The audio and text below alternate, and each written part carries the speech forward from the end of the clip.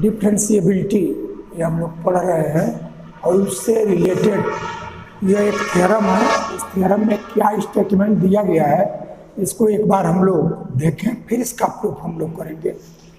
कहा जा रहा है कि let F be a mapping from closed interval A B to R and G is a mapping from alpha to beta to R be two functions such that GOF from closed interval AB to R exist।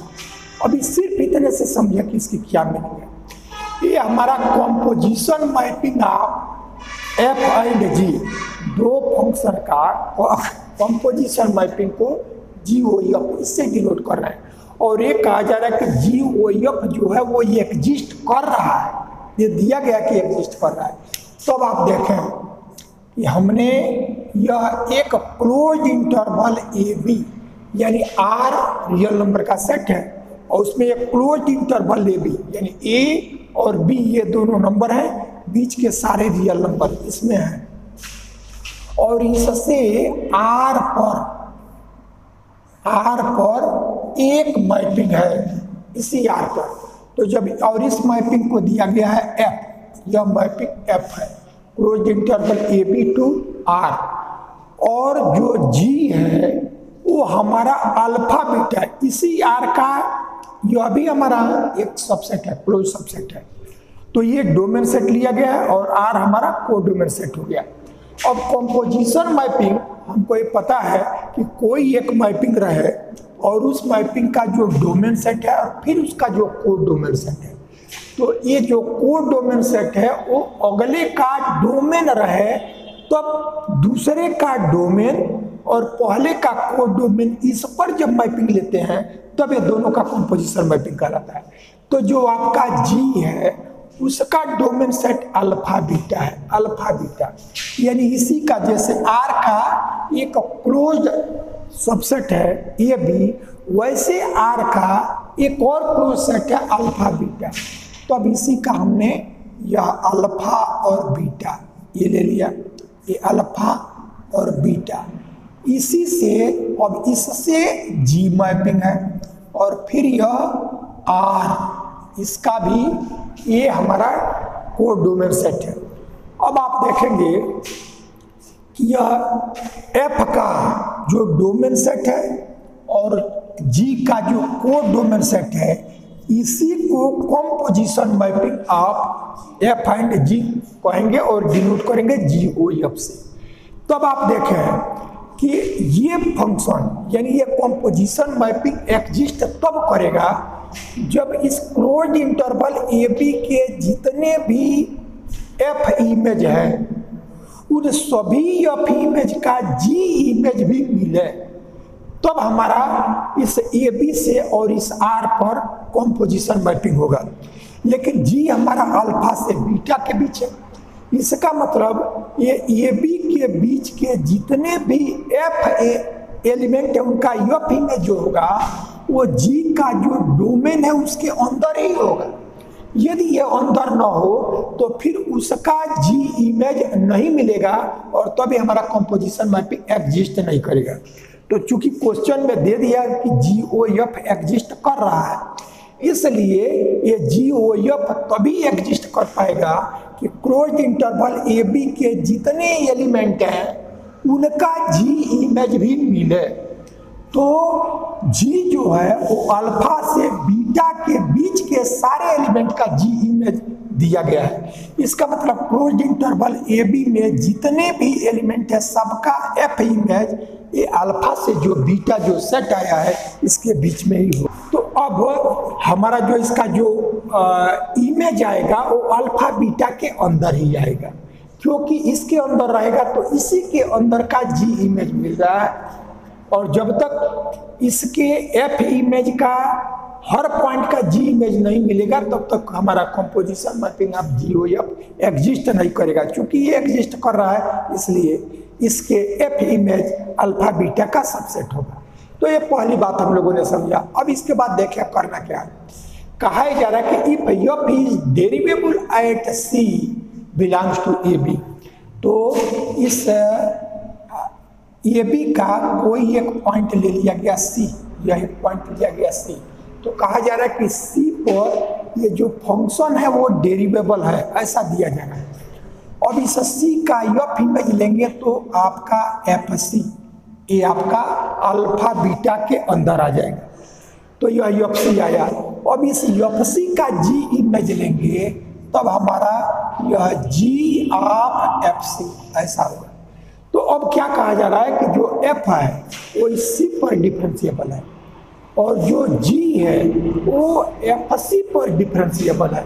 ये जो F C है ये जो alpha beta का element होगा तो उस F C पर यह जी डिफरेंशिएबल है। तो अब हमको दिखा देना कि जो ये कॉम्पोजिशन मैपिंग है वो कॉम्पोजिशन मैपिंग भी सी पर डिफरेंशिएबल होगा। एफ सी पर डिफरेंशिएबल है, जी एफ सी पर डिफरेंशिएबल है और composition mapping of G O F यह भी सी पर डिफरेंशिएबल हो जाए, ऐसा आपको दिखाना है। अब आप देखें एक एक करके कि यह एफ सी पर डिफरेंशिएबल है, इसका मतलब क्या हुआ।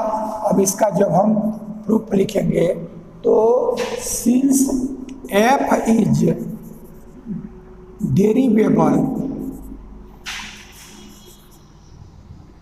Eight C belongs to A B, तो अब डिफरेंशिएबिलिटी की कंडीशन को सेटिस्फाई करेगा।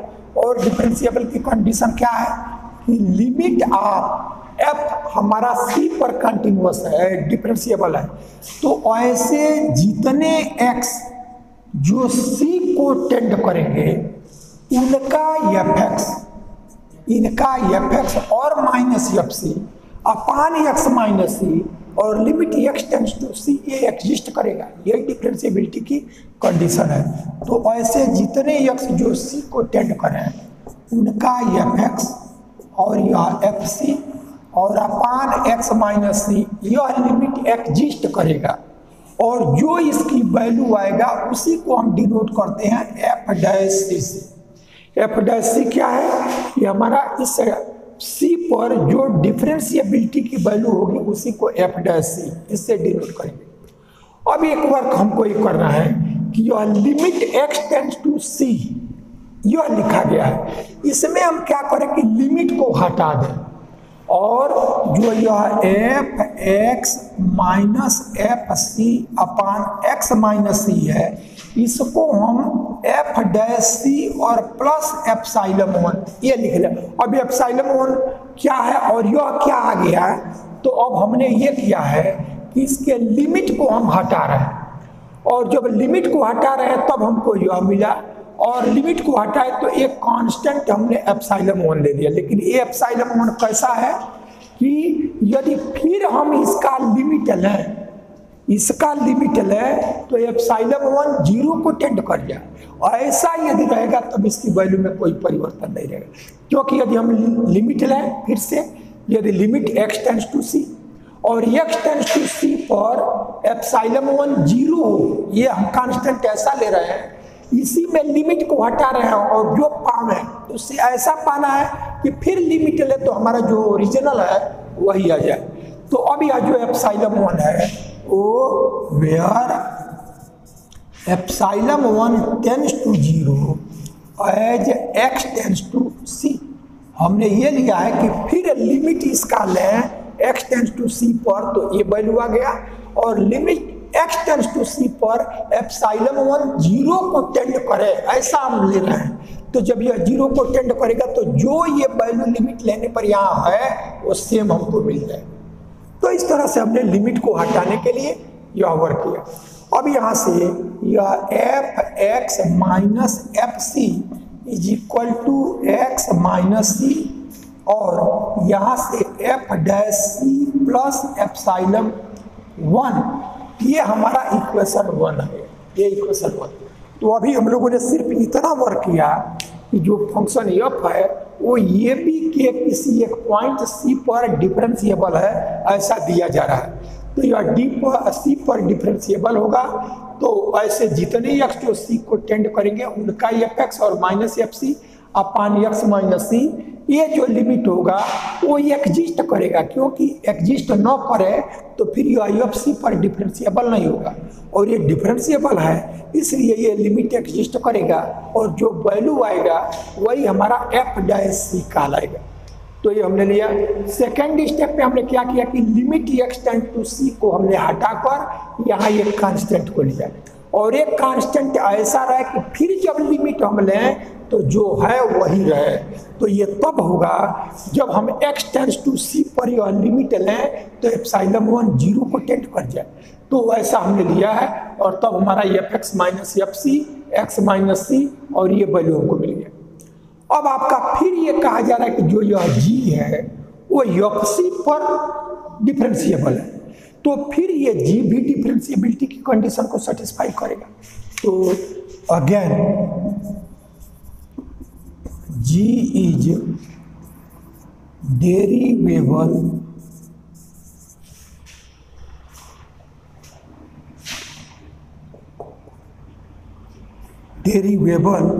Eight fc belongs to alpha beta. ये c का f image fc alpha beta का एलिमेंट है, इस पर हमारा ये डिफरेंशिएबल है। तो डिफरेंशिएबिलिटी की कंडीशन से फिर हमको क्या मिलेगा, अब आप देखें ए ऐसे जितने ax है तो fx इसका है, और g का डोमेन सेट ए है, तो यह g fc पर डिफरेंशिएबल होगा। तो जैसे fc पर डिफरेंशिएबल होगा तो जितना जो x c को टेंड करेगा उसका fx माइनस fc और upon x minus c x tends to c पर लिमिट एग्जिस्ट करेगा। अब यह g fc पर डिफरेंशिएबल है, इससे ऐसे जितने fx जो fc को टेंड करें उनका g ऑफ fx और g ऑफ fc इसका difference upon fx minus fc, ये limit fx tends to fc पर एग्जिस्ट करेगा। तब हमारा, अब आप देखें यह x c को टेंड किया तो यह g इसमें है, इसलिए यहाँ fx fc को टेंड करेगा। तो limit fx tends to fc, अब जैसे यह f कंटिन्यू डिफरेंशिएबल था तो यह fx और माइनस fc, अब यह g डिफरेंशिएबल है तो इसलिए g ऑफ fx और माइनस g ऑफ fc, तो g of fx minus g of fc अपान यह x माइनस g हट गया है, अब इसमें g हटेगा, f हटा था इसमें g हट गया, तो यह fx और माइनस fc ऐसा आ गया। तो यह fc पर डिफरेंशिएबल था तो हमको ये मिला, और यह g fc पर डिफरेंशिएबल हुआ तो हमको यह मिल गया, और ये जो वैल्यू है वही हमारा g डैश fc होगा। तो यही हमारा g डैश fc ये हो गया। तो ये हमारा डिफरेंशिएबल है fc पर g, इसलिए यह g डैश fc ये हो गया। और फिर इसमें हम क्या करें, लिमिट को हटा लें।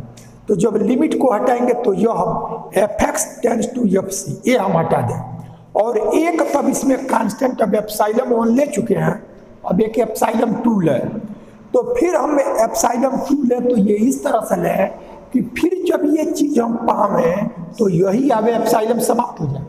तो ये तब होगा कि जब fx fc को टेंड करें तो जो ये एप्सिलॉन 2 है वो 0 को टेंड कर जाए। तो this imply g of fx minus g of fc और upon fx minus fc is equal to g dash fc और प्लस एक कांस्टेंट एप्सिलॉन 2। अब यह एप्सिलॉन 2 ऐसा कांस्टेंट है कि जब हम फिर लिमिट ले तो हमको यही चीज मिले। तो ये चीज तब मिलेगा कि जब limit fx tends to fc ले तब हमारा एप्सिलॉन 2 0 को टेंड कर जाएगा, तो जो ऊपर का है वो मिल जाएगा। तो where epsilon 2 tends to 0 as fx tends to F C, F X F C को टेंड करे तो हमको ये 0 को टेंड कर जाए। अब इससे फिर क्या करना कि इसकी वैल्यू, जैसे यहाँ से इसकी वैल्यू निकाला वैसे इसकी वैल्यू को निकाल लें, तब हमको जो मिलेगा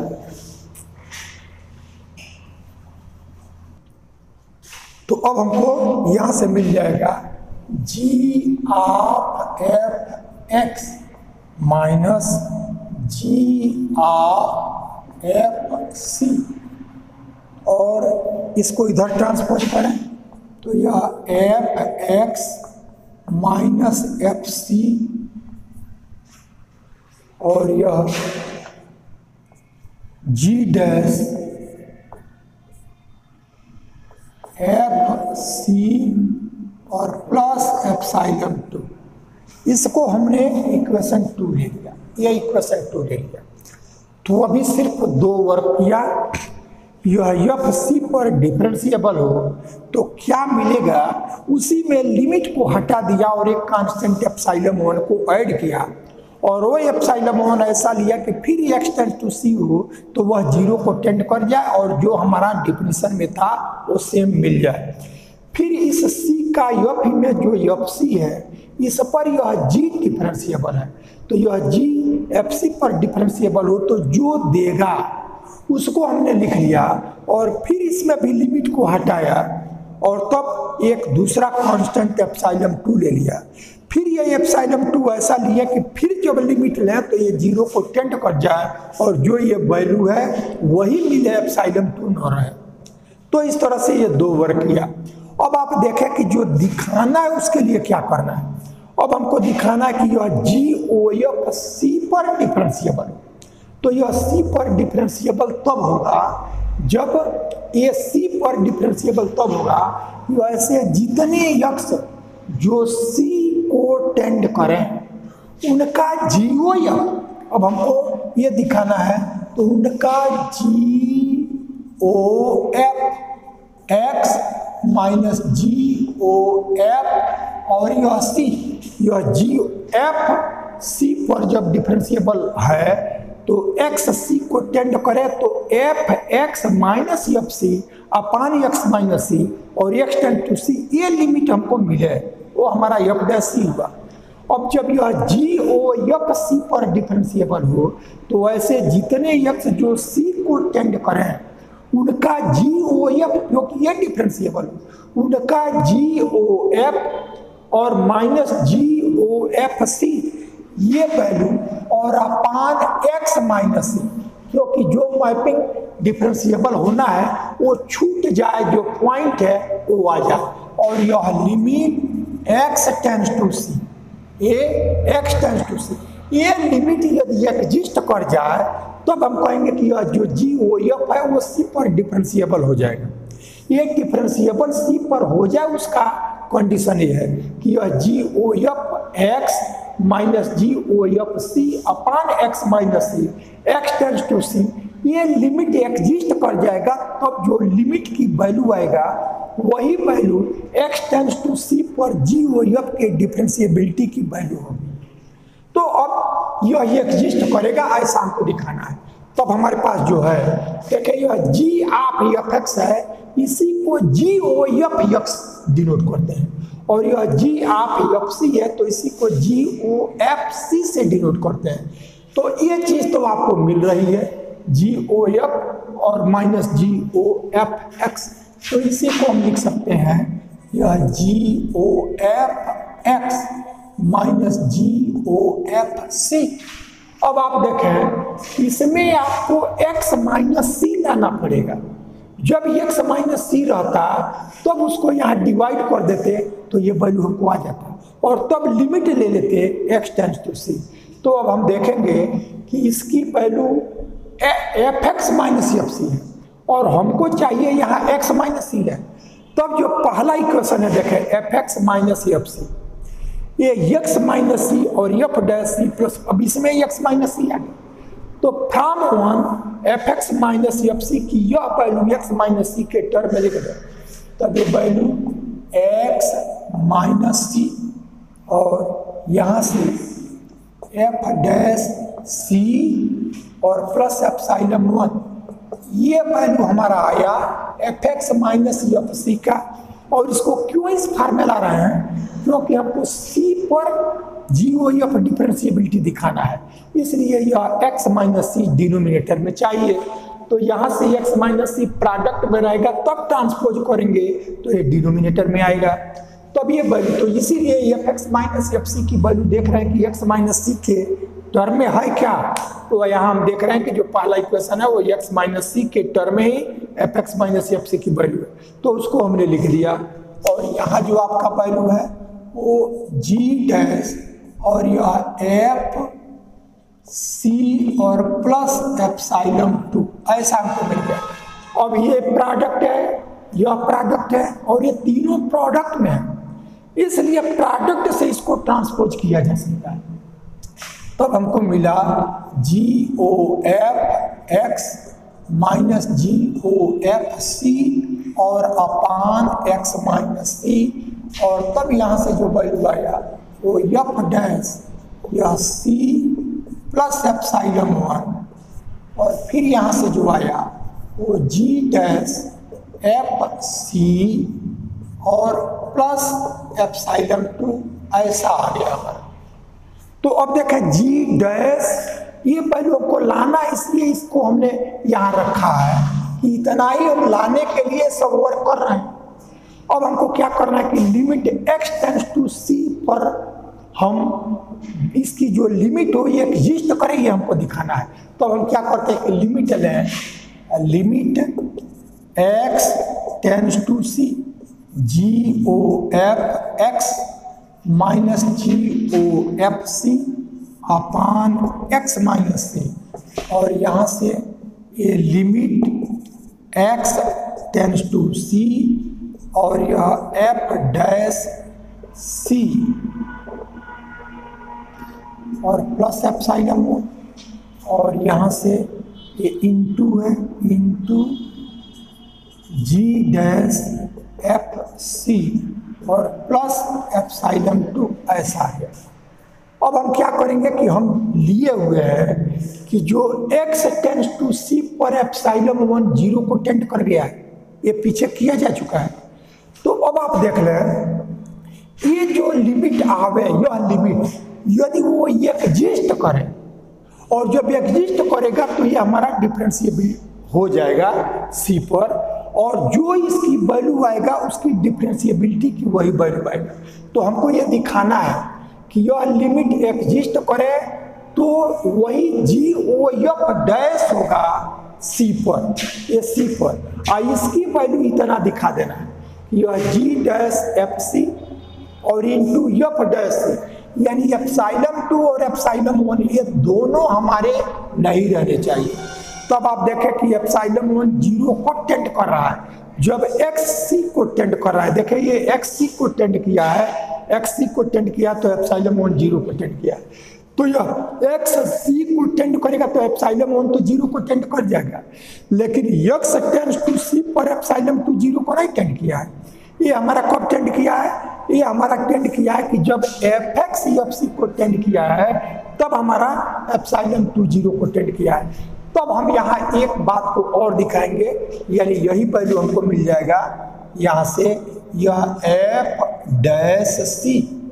अब एक्स टेंड्स टू सी पर एप्सिलॉन 1 जीरो को टेंड कर रहा है, तो ये हमने लिख लिया, लेकिन यहाँ हमको limit X tends to C और यह G dash F C,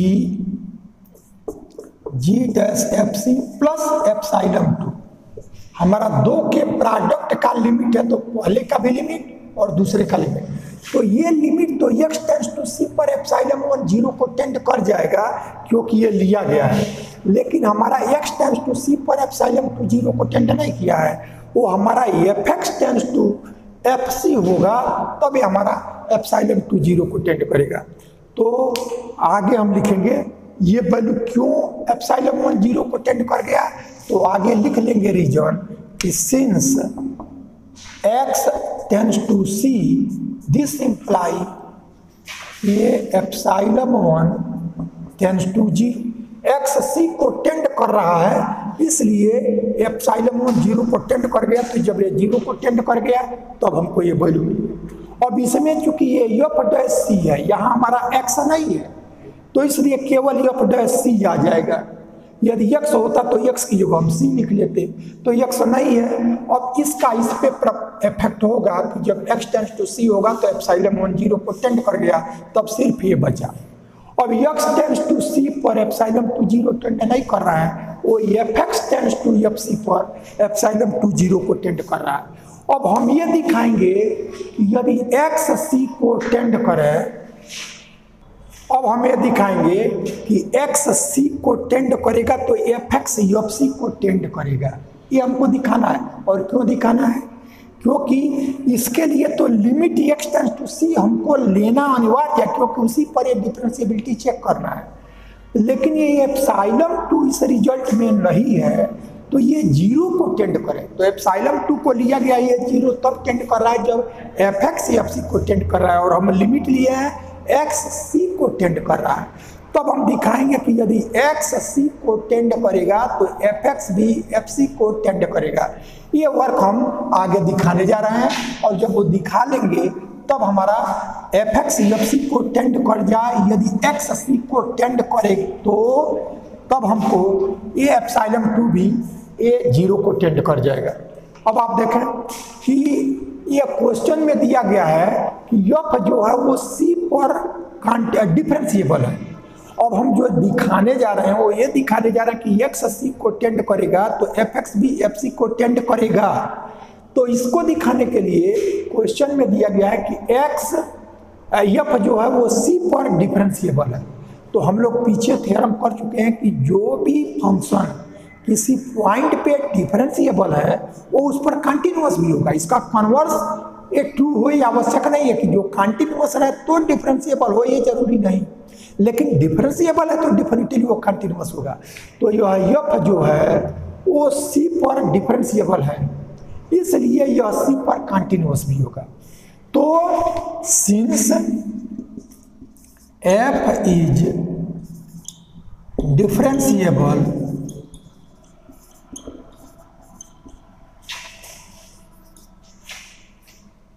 at C, this imply f is continuous at C। जो फंक्शन C पर डिफरेंशिएबल होगा वो C पर कंटिन्यूअस भी होगा। और हम लोग ये प्रूफ कर चुके हैं कि यदि कोई भी फंक्शन है f, यदि यह एफ एक्स एक्स सी को टेंड करे तो यह एफ एक्स की वैल्यू यदि एफ सी आ जाए तब हमारा जो यह एफ होगा वो सी पर कंटिन्यूअस हो जाता है। यानी कोई भी फंक्शन सी पर कंटिन्यूअस हो जाए, ये इसके पहले वाले थ्योरम में डिफिनीशन से हम लोगों ने इसको देखा था कि यदि यह एफ एक्स सी को टेंड करे तो एफ एक्स का लिमिट एफ सी आ जाए तो हमारा ये फंक्शन कंटिन्यूअस होता है। इसका मतलब जब फंक्शन कंटिन्यूअस होगा तो एक्स सी को टेंड करेगा तो यह एफ एक्स का लिमिट एफ सी होगा। तो यह एफ एक्स का लिमिट है, ये एफ एक्स की वैल्यू नहीं है, एफ एक्स का लिमिट है। तो यह एक्स सी को टेंड किया तो एफ एक्स का लिमिट एफ सी है, इसका मतलब एफ एक्स एफ सी को टेंड कर गया। तो यहाँ से यह देखा जा रहा है कि this imply x tends to C, this imply fx tends to fc, ये वैल्यू आ गया। इस fx का यानी x का x c को टेंड कर रहा है तो जो fx है उसका लिमिट fc है, ये इसकी एग्जैक्ट वैल्यू नहीं है, ये लिमिट है। यानी यह fx का लिमिट ये है, इसका मतलब यह fx fc को टेंड कर रहा है। तो हमने ये चीज दिखाया कि जब एक्स सी को टेंड करेगा तो डिफिनिटली एफ एक्स भी एफ सी को टेंड करेगा, और जब एफ एक्स एफ सी को टेंड किया तब हमारा एप्सिलॉन 2 0 हो गया, क्योंकि ये लिया गया है कि एफ एक्स एफ सी को टेंड करेगा तो एप्सिलॉन 2 0 को टेंड करेगा। तो यह वैल्यू तब हमने देखा कि limit X tends to C G O F X minus G O F C upon X minus C is equal to F dash C into G dash F C since epsilon two tends to zero as F X tends to F C. F X C को tend करेगा, ये तो limit लिया ही गया है। और तब हमने दिखा दिया कि यह सी पर फंक्शन डिफरेंशिएबल है तो सी पर कंटिन्यूअस भी होगा, और यदि कंटिन्यूअस होगा तो एफ एक्स का एक्स टेंस टू सी पर लिमिट एफ सी के इक्वल आएगा। इट मीन्स ये एफ एक्स का एक्स टेंस टू सी पर लिमिट ही एफ सी होगा। दैट इज एक्स सी को टेंड किया तो एफ एक्स का लिमिट एफ सी है, इसका मतलब एफ एक्स एफ सी को टेंड किया। तब जब हमारा एफ एक्स एफ सी को टेंड कर जाए तब एप्सिलॉन टू जीरो होगा, ये पीछे माना गया। तो जब यह एप्सिलॉन टू जीरो हो गया तब एफ डैश सी आया, और एक्स टेंस टू सी का मतलब F X tends to F C, और F X tends to F C का मतलब एप्सिलॉन टू जीरो वो टेंड करेगा, तब यह जी डैश एफ सी ऐसा हमको मिल गया। तब आप देखें कि इसकी जो लिमिट एक्स टेंस टू सी पर निकाला तो इतना है। अब देखें कि ये लिमिट, यदि ये लिमिट एग्जिस्ट करेगा तब हमारा एक डिफरेंशिएबल होगा, और यदि एग्जिस्ट नहीं करेगा तो फिर एक डिफरेंशिएबल नहीं होगा। तो क्वेश्चन में दिया गया है कि एफ सी पर डिफरेंशिएबल है, तो जब डिफरेंशिएबल है तो ये वैल्यू डिफिनिटली मिलेगा एफ डैश सी। यदि ये नो मिले तो सी पर डिफरेंशिएबल नहीं होगा, तो ये वैल्यू हमको मिलेगा। और फिर क्वेश्चन में दिया गया है कि जी एफ सी पर डिफरेंशिएबल है, इसका मतलब एफ सी पर जी डिफरेंशिएबल है तो जी डैश एफ सी मिलेगा। तो ये भी वैल्यू मिल रहा है और ये भी मिल रहा है, तो ये दोनों का प्रोडक्ट ये हमको एग्जिस्ट किया। तो यानी यह जो लिमिट जो इसकी वैल्यू इतना आया वो एग्जिस्ट कर रहा है, इट मीन्स इसके लिमिट की यही वैल्यू आ गया। अब जब आ गया तो यह लिमिट एग्जिस्ट किया तो ये हमारा डिफरेंशिएबल हो गया। और ये डिफरेंशिएबल क्या, कौन सा फंक्शन हुआ कि जी ओ एफ, ये डिफरेंशिएबल हुआ। और किस पॉइंट पर डिफरेंशिएबल हुआ तो सी पर। तो कोई भी फंक्शन जिस पर डिफरेंशिएबल हो उसी पर उतना डैश लगा कर वो लिखते हैं। यानी एफ एक्स सी पर डिफरेंशिएबल हो तो एफ डैश सी उसके डिफरेंशिएबिलिटी की वैल्यू है। तो ये जो लिमिट आया उसी को हम लिख सकेंगे जी ओ एफ डैश एट सी। यानी ये लिमिट जो आ रहा है वो एग्जिस्ट कर रहा है, और जब यह लिमिट एग्जिस्ट किया तो ये हमारा डिफरेंशिएबल हो गया। और जब डिफरेंशिएबल हो गया तो सी पर इसके डिफरेंशिएबिलिटी को ऐसे डिनोट करते हैं। और ये वैल्यू आया कितना, एफ डैश सी, और यह जी डैश एफ सी यही आया। और यही चीज हमको दिखाना था कि G O F dash C equal to G dash F C plus F dash C. यही चीज ये पहले लिखा गया है हमने, ये बाद में वो पहले और ए इसको पहले लिखे या इसको पहले लिखे, इससे इसकी वैल्यू में कोई परिवर्तन नहीं है। तो इस तरह से हमने देखा कि यदि एफ सी पर डिफरेंशिएबल हो और जी एफ सी पर डिफरेंशिएबल हो तो इसका कंपोजिशन मैपिंग जी ओ एफ भी सी पर डिफरेंशिएबल होगा, और इस डिफरेंशिएबिलिटी की जो वैल्यू आएगा वो सी पर डिफरेंशिएबल और जी डैश का जो एफ सी पर डिफरेंशियल दोनों के प्रोडक्ट इक्वल आएगा। इस तरह से हमारा थ्योरम कंप्लीट हो गया।